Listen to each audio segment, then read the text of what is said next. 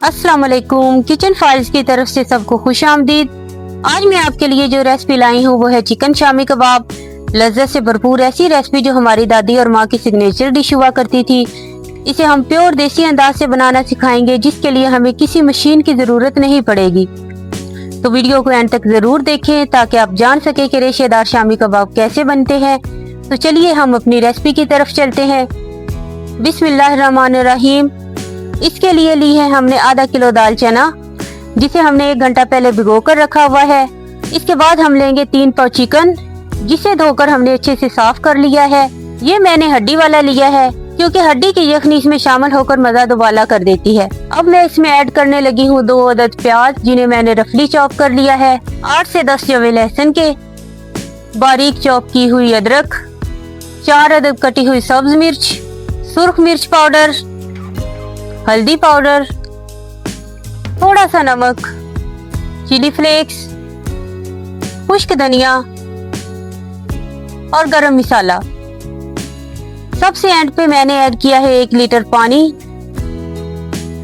पानी ऐड करने के बाद हम इसे अच्छी तरह से मिक्स कर लेंगे।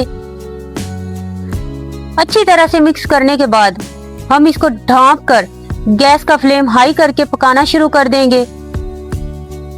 पकाना शुरू करने के बाद हम इसे उस वक्त तक पकाते रहना है जब तक कि इसका सारा पानी खुश्क ना हो जाए। इस स्टेज पर आपने चेक करना है कि बॉटम में पानी है तो आंच तेज करके उसे बिल्कुल खुश्क कर लें। लेकिन हमें यहाँ जरूरत नहीं है क्योंकि सारा पानी यहाँ पर खुश्क हो चुका है और मैंने इसे ठंडा कर लिया है। अब आती है हमारे मिक्सचर को पीसने की बारी। इसके लिए घर में कुंडी और डंडा, जिसमें हम अदरक लहसुन पीसते हैं, इसमें डालकर पीस लेंगे। या दूसरा तरीका चॉपर मशीन है जो आजकल हर घर में मौजूद होती है, इसमें डालकर अच्छे से चॉप कर लेंगे। मैं तो देसी तरीका ही इस्तेमाल करूंगी। और ये देखिए इस स्टेज पर जो हमारा पेस्ट बनकर तैयार हुआ है उसका टेक्सचर कितना ही स्मूथ और अच्छा तैयार हुआ है। हमने इसे एक बाउल में निकाल लिया है। इसमें अब हम शामिल करने लगे हैं सफेद पिसा हुआ जीरा, थोड़ा सा गरम मसाला, थोड़ा सा पुदीना कटा हुआ और हरा धनिया। अब हम इस मसाले को मिक्स कर लेते हैं। मिक्स करने से पहले हमने इसमें 2 अंडे भी डाल दिए थे जो हमें दिखाने याद नहीं रहे। जरूरी नहीं कि आप 2 अंडे ही डालें, क्योंकि अगर आपका पेस्ट पतला है तो इसके लिए 1 अंडा ही काफी है। अगर आप चाहें तो इसको पेस्ट को मिक्स करने के बाद 1 घंटा तक फ्रिज में रख सकते हैं।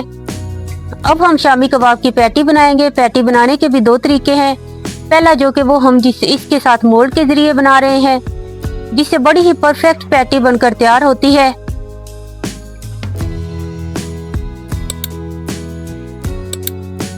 इसके बाद जो दूसरा तरीका है वो हाथ के जरिए पैटी बनाने का है। पैटी का साइज मैटर नहीं करता कि आप कितनी बड़ी या छोटी पैटी बना रही है, आप अपनी चॉइस के मुताबिक बना सकती हैं। मैं यहाँ पर मीडियम साइज की पैटीज बना रही हूँ। यहाँ मैंने एक एक करके सारी पैटीज बना ली हैं। इसके बाद जो हमारा मरहला आता है वो है कबाब को फ्राई करने का। कबाब को फ्राई करने के भी 2 तरीके हैं। पहला तरीका मैं आपको बताती हूँ जो है जिसमें अंडे में डिप करके फ्राई किया जाता है। सबसे पहले मैंने अंडे में डिप करके फ्राई करने शुरू किए हैं कबाब। इसके लिए जो हमने पैटी बनाई है उसे अंडे के अंदर डिप करके फ्राई पैन में रखते जाएंगे। यहाँ इस बात का ख्याल रखना है कि अंडे एक बर्तन में तोड़कर निकाल लें और इसे अच्छी तरह बीट करना जरूरी है, फिर डिप करें। कबाब फ्राई करने के लिए इस चीज का ख्याल रखें कि तेल गर्म हो, लेकिन फ्लेम जो है वो हाई नहीं होनी चाहिए, क्योंकि अगर आप हाई फ्लेम पर कबाब फ्राई करेंगे तो ऊपर से जल जाएंगे, लेकिन मिक्सचर के अंदर जो हमने अंडा डाला हुआ है वो नहीं पकेगा। अब दूसरा तरीका जो हम अंडे के बगैर कबाब फ्राई कर रहे हैं, इसमें हम सिर्फ सिंपली एक एक करके कबाब अपने ऑयल में रखते जाएंगे। ये याद रहे कि आपकी जो फ्लेम है वो लो टू मीडियम होनी चाहिए। कबाब को पकाने के लिए आप 2 मिनट तक एक साइड से पकाएंगे और आहिस्ता से इसे पलट देंगे, फिर दूसरी साइड से इसे पकाना शुरू कर देंगे। 1-2 मिनट बाद फिर कबाब को पलट कर देखेंगे। अगर हमारे कबाब का लाइट गोल्डन कलर आना शुरू हो चुका है तो इसका मतलब है कि हमारे कबाब ऑलमोस्ट पक चुके हैं। जैसे ही फुल गोल्डन हमारे कबाब हो जाएंगे तो हम इन्हें एक एक करके निकालना शुरू कर देंगे और इसके बाद जो बाकी बचे हुए कबाब हैं उन्हें भी फ्राई कर लेंगे। यहाँ मैं आपको हाथ के जरिए एक कबाब तोड़ के दिखाती हूँ कि कितना रेशेदार बना है। आप इन्हें पुलाव और रायते के साथ भी सर्व कर सकते हैं। और अगर आप एज अ स्नैक्स इन्हें यूज कर रहे हैं तो केचप के साथ सर्व कीजिए। उम्मीद है आपको मेरी ये रेसिपी जरूर पसंद आई होगी। दुआ में याद रखिएगा। मिलते हैं जल्द ही एक नई रेसिपी के साथ। अल्लाह हाफिज।